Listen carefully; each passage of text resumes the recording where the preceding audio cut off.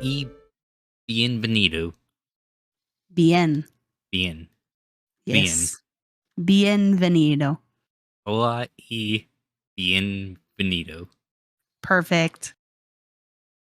Or hello and welcome to the Monsters, Myths, and Mayhem podcast.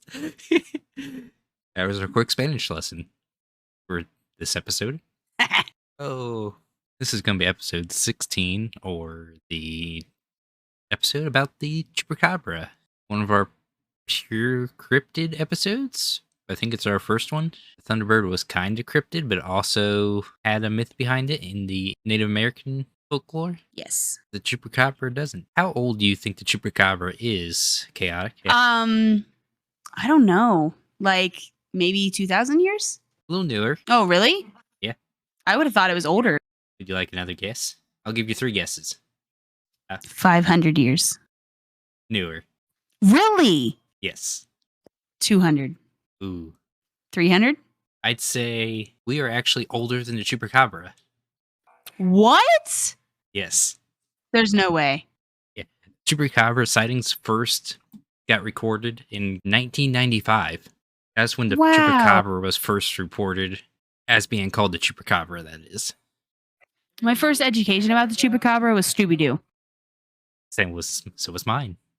Nice. It was Scooby-Doo Monsters in Mexico or Cinco de Mayo. Yeah. That was a pretty, I think, let me look up a picture of that Chupacabra real quick, but I think it was pretty accurate in one of the descriptions. Next question for you. Where do you think the Chupacabra was first spotted? I would assume Mexico. That'd be a big X on that one.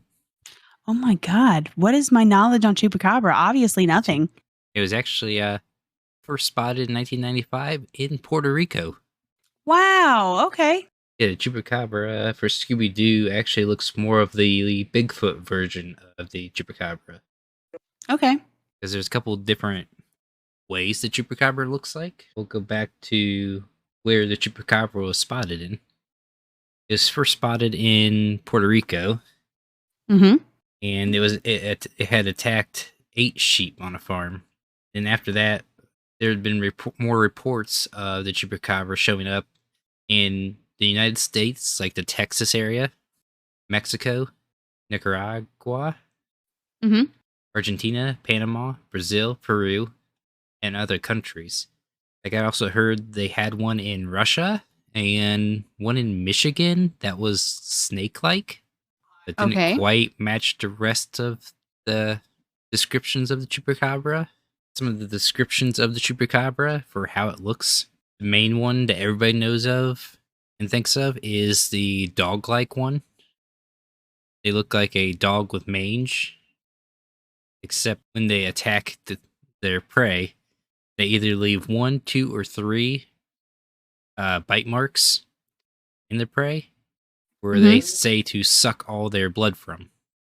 Oh. Which is kind of how they got their name, El Chupacabra, which means goat sucker, because they attack a lot of livestock and suck the blood from them dry. That's like vampiric. Yes, very. Yeah, the common description for Chupacabra portrays it as more of a hairless canine with spines or quills growing out of its back. A porcupine? Like a row of quills, or like going straight down its spine. I got you. There's been a lot of claims of caught Chupacabras, and most of those people say were either coyotes mixed with the Mexican wolf, and they had mange. But some of them, they had DNA tested, and it came back as a mix of canine, is all they could tell. But the one in Puerto Rico was not canine. The canine version is mainly seen over in Texas and Mexico. Okay. In Puerto Rico now, they are described as reptilian creatures that stand roughly 3 to 4 feet tall, have quills emerging from their spines all the way down to their tail, stands on its back legs, can hiss and hop great lengths, have glowing red eyes. Kind of like a kangaroo mixed with an alligator. I'm terrified, yes. Some others say that it looks like Bigfoot or a giant ape. Some say it has wings and can fly.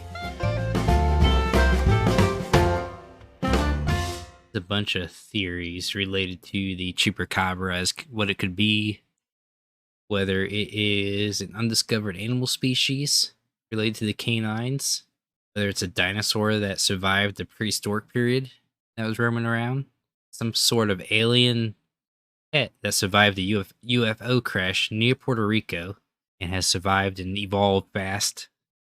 So we think it's an alien? Yes, that's one of the more commonly Interesting. accepted ones Okay. because It's different. there was supposedly a crash in Puerto Rico that the government covered up. Mhm. That then the creature started appearing. God dang, Area 51. There's a lot of military bases in Puerto Rico too, Mhm. so it is seen that it could be a experiment for a new type of war dog that the military was training and experimenting with, or could just be a really big vampire bat. Lots of options. Even before the there was the Chupacabra. Puerto Rico had another vampiric monster that haunted the island. It was called the Moca vampire. Oh my God. It was first seen in the municipality of Moca, which was found in the northwest of the island, home to about 40,000 people.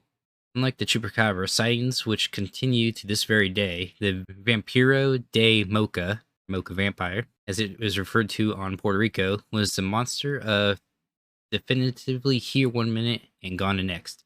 Because it showed up, it terrorized for a little bit, then no one's seen it since. Numerous ranchers reported how their farm animals were being violently slaughtered under the cover of darkness and systematically drained of massive amounts of blood. The first area targeted was the Barrio Rocha region, where several goats, at least 4 pigs, numerous chickens, more than a dozen cows were all found dead with puncture marks on their body and deep claw-like wounds on their skin, and all missing one vital ingredient: their blood. Their blood. I was waiting on the blood. The blood. The blood. Absent of their blood. There's a bunch of stories on the Chupacabra, so I really didn't pick one because I wasn't sure which one. You can Google them and find a lot of stories. There's Fox News sightings of the Chupacabra. Oh my God. There's a Monster Quest episode with the Chupacabra where this lady supposedly caught one, chopped Oh. off its head, kept it in her freezer for months till the crew got there. What the fuck? And they could send it to do a DNA test, but the DNA was degraded by that time. Oh no, really? Like the audacity.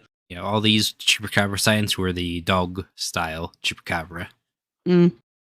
which always comes back to usually a canine with mites, which is Mhm. a skin disease, in case those who are listening don't know. That makes your skin lose all of its hair and grow scabs all over it, making it look scaly and rough.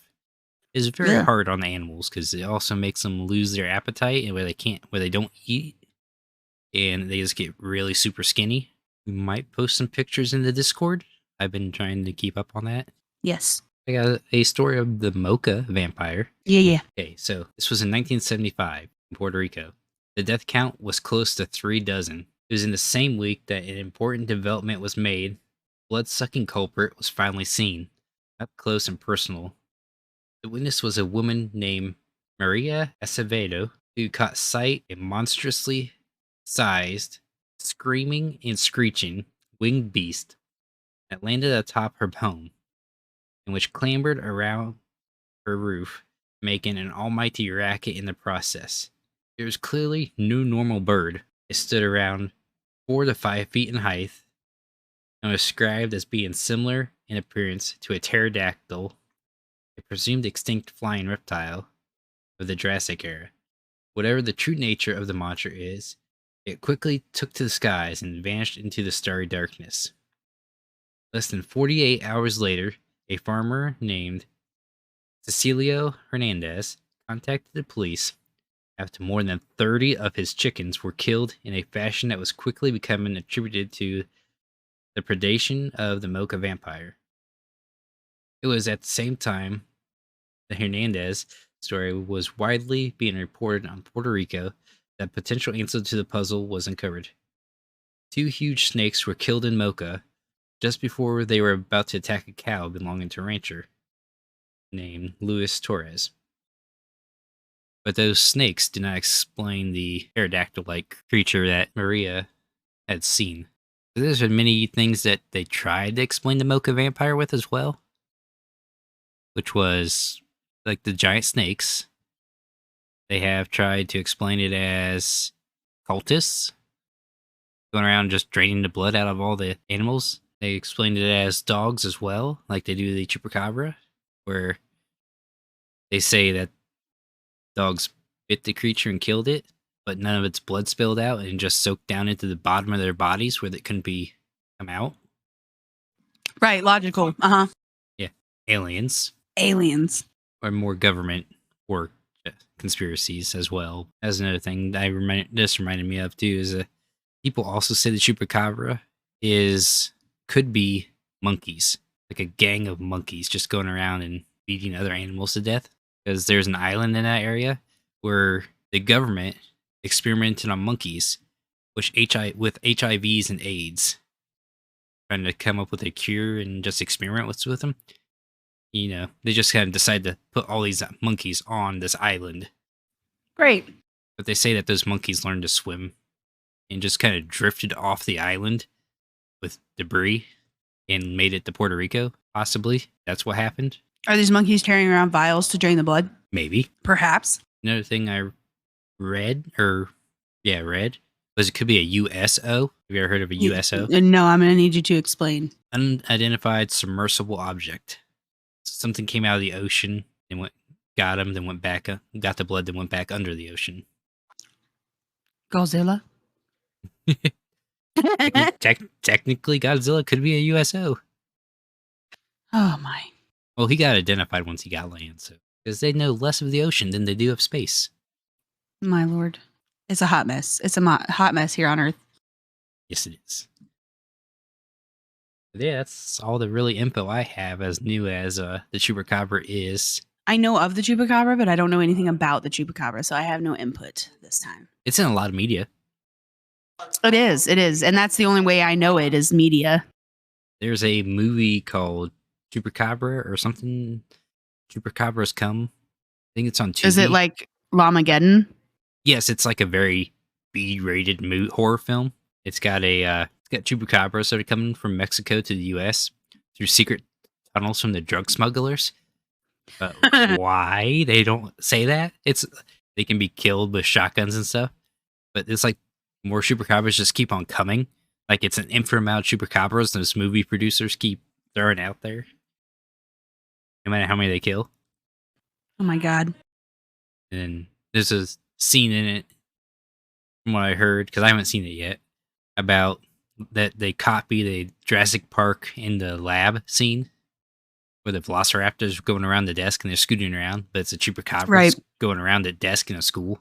I think my most known media with Chupacabra is Tubi, and it's been a long time, obviously, since I've watched that. I know of like a few like little myths and lores that like parents use to scare their kids and stuff, but nothing like deep actual lore. There's not really too much deep actual lore because it's still so new. Well, I mean, you obviously knew of like 5 different theories, like when you looked up stuff, like all the different, what it could be, where it's at, you know, that kind of thing, how it got here. And I didn't know any of that. I just thought it was something that obviously had been around a couple 100 years that I was learning about. Scooby-Doo Monsters in Mexico was released in 2003. Yeah, so it's been almost 20 years. This is kind of gets us into a discussion too with when does a cryptid or a story become a myth? A legend. How old does it have to be? I'd say like 100 years, like a century. So Chupacabra's got to include a little bit before it becomes a myth. Maybe like once the last person who first started the story or first heard the story dies out. Sounds about right. A generation or two. Mm-hmm. If it survives that, then keep on rolling. Like my grandkids' kids. Yeah, because it is definitely spread into the culture of that region already, as popular as it's been with the cryptozoologists, and kind of like Bigfoot's already kind of gone in everywhere. In the Mothman. I was literally just about to say Mothman. Everybody knows the Mothman. Everybody knows Bigfoot. And the Chupacabra just kind of popped its way onto the leaderboard. Mayhem, shall we move on to? Yes. I'll let you start with the mayhem this time as you're What? eating supper. So I'll let you start with the mayhem this time as you're eating supper. All right. So we talking like how this thing's going to affect like our everyday, like day to day, or are we talking like long term, big term? I'd say it depends on how many there is. So let's start with that. Like like in our scenario, how many are there? Let's do the old YouTuber thing of 1, 10, and 100, and then 1,000. So like one, probably more of like an annoyance, like a pest. I think I'd it'd say probably- we could. Go ahead. Go ahead. Go ahead. Let's say it'd only kill before it got caught with today's surveillance with farming technology, livestock. Right. management. Agreed. Yeah. And all like the Right. trail cameras, and I'd say it would get caught. they'd probably get away with as fast as those killings have been reported. Maybe 50 to 100 animals. It seemed about average before it got caught or disappeared. And it does seem vulnerable to gunshots and other Right. cars and vehicles running Right. it It's over. not immortal or anything. Yeah. I agree. I think 10 would be something maybe that the government of somewhere, at least even if it wasn't America, would step in and kind of maybe preserve or like wildlife or sanctuary or something with them, try and, let them live without killing anything, or, like we do with zoos, I think, or other sanctuaries.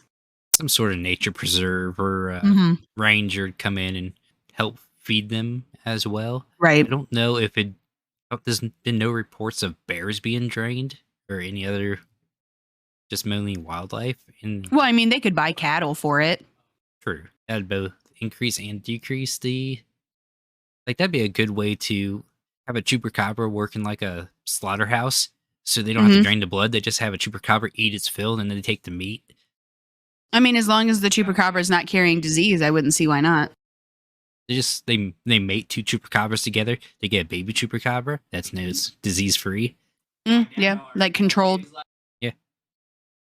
That'd be interesting. Interesting concept. It'd be an industry animal. True. Which I think that'd be more useful with there's thousands of them. That's if we can train it that way, though. True. You just throw it in a big glass box and let it do its thing. You can't get in there because it might get you. Right. Like the SCP Foundation. 100 of them, I'd see it becoming more of a problem.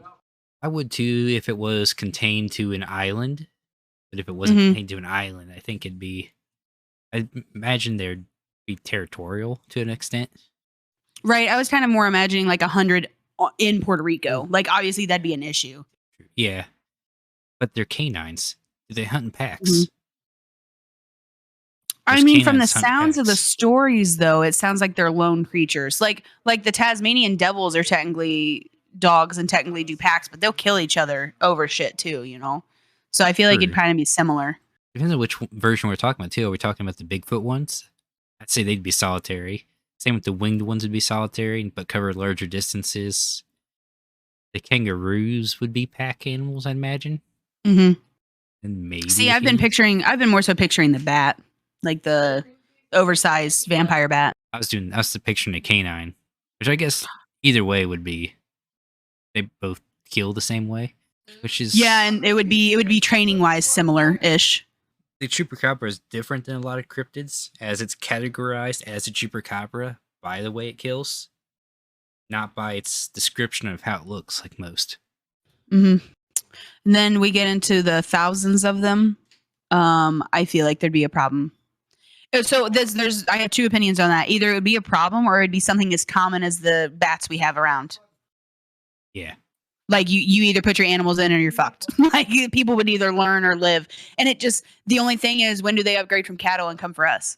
That's true. You would think they'd always want cattle though, unless they're out of cattle, because cattle have more blood. Right. But like if we're putting cattle up and like our kid goes outside to grab the mail or something, who's to say that it's not going to be like, well, there's no cattle. Swoop. Have more kids. No. That's rough. That's Silver's kids are in not. It's not looking great. It's not looking There, great. there goes Jimmy number 4. Or just name them continuous numbers. Jimmy number 4. Number 4 is the middle name. You just give someone's one of your kids' middle name, like Phil the bait. Yeah, like literally.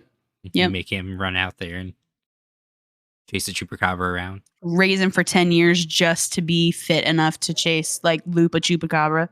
Be like the world's youngest bodybuilder strong.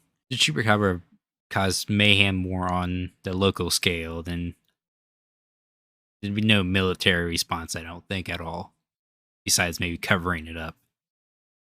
If they didn't want it known as much, I think it'd be more of a park ranger deal. Yeah. It'd probably make park rangers' jobs a little more interesting, dangerous. An unknown Chupacabra coming out of the sky. We really don't have any flying predators right now that can take out people. Right. Not idealistically. Not without harming themselves. I mean, if you have a 40-pound turkey fall off a tree and smack you on top of the head, I'm pretty sure that'll take you out. Well, we have some pretty ample big hawks that would take a newborn. That's true. There has been reports for that. Mm-hmm. But like people, like big people, we don't really have an aviary that would swoop us. Yeah. Most condors are, I was going to say pescatarians, but that's fish. It's they like the dead animals already. Mm-hmm. But there's that one report of the vulture who picked up a bone to smash on a rock and dropped it on a bald dude's head. Killed him that way. I think that overall it would be like a coming to terms to live with it kind of thing, or exterminating or making like a sanctuary. Yeah, I think that's probably what we come down to. So mayhem wise, maybe not like huge, but like the creature itself is pretty chaotic. It's chaotic, but I think it could be used in a good way. I agree. It's not like a super negative creature. Yes. Well, I think that's probably going to be it for the episode, unless you got anything else to add to it. Nope. Join us again next Monday on Monsters Missing Mayhem, found on Apple Podcasts, iHeartRadio, Spotify, and Anchor.fm. Silver and Chaotic talk about how monsters and myths came to be and how they would be received in modern-day society. Follow, like, and subscribe to support. Also find the podcast on Twitter and Discord with the links below to keep up to date with the newest merch and activity. Besides, who knows what mayhem we will get into next.